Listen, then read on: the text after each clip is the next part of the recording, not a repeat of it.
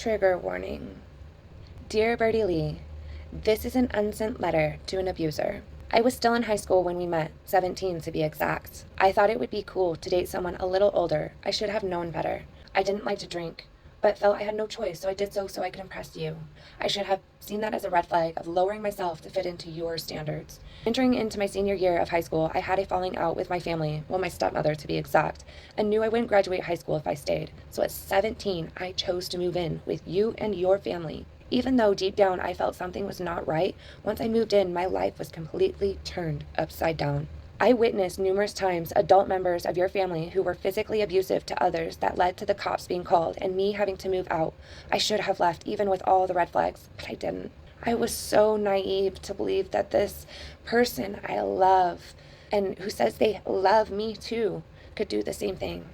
Boy, was I wrong. Once the cops had been involved, even though I was never the one to call them, my coach at the time noticed a difference and asked the right questions and was obligated to call authorities, not only for my safety, but the safety of the other kids that resided within that home. Little by little, my light slowly began to fade away, and I was only becoming a shell of who I once was.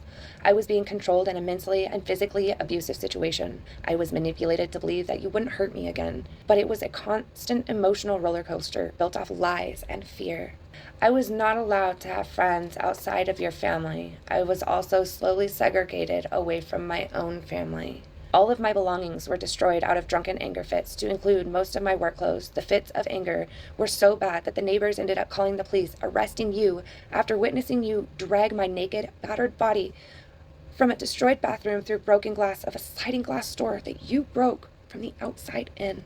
I still stayed, out of fear, and hope this will be the time you keep your promise and change. It took me looking down a .45 after you fired it in the house with my back to you. My blood has never run more cold, and to quickly scan my body to see if I'm okay. In that moment, I got the strongest gut feeling that if I chose to keep staying, I would not live to see another day. While your damage caused a lot of trauma, you can no longer control me. You no longer have a hold of me. Most importantly, I forgive myself for not listening and trusting my gut instincts sooner. You can no longer hurt me then, now, or in the future. Sincerely, a wanderer.